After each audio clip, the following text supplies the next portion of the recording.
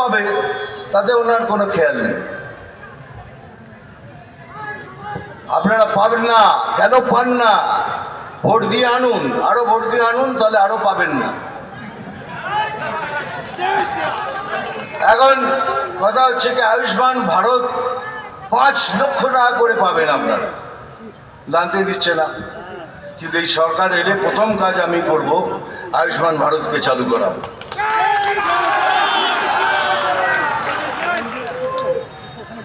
তাহলে কি অবস্থা দেখুন, একদিকে বিবেক আর একদিকে বিবেকহীন।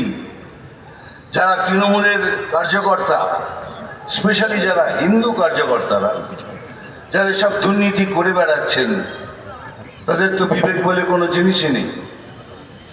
চুরি করলেও বিবেক নেই, দুর্নীতি করলেও বিবেক নেই। এখানে কি আছে বলুন তো?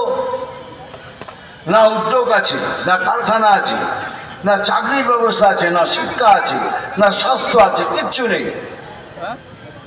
এক্সেপ্ট দুর্নীতি এই রাজ্যতে কিচ্ছু নেই। তাহলে কি করবো? কি করবো আমরা? তাহলে একটাই কাজ আমাদের, এক ছাতার নিচে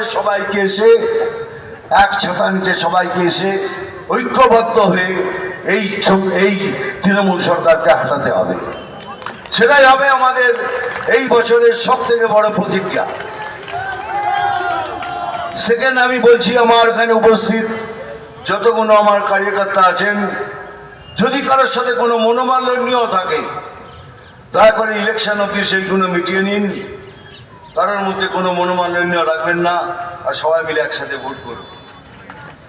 সবাই একসাথে মিশে আসুন। কাশ্মীর ফাইলস দেখেছেন কিভাবে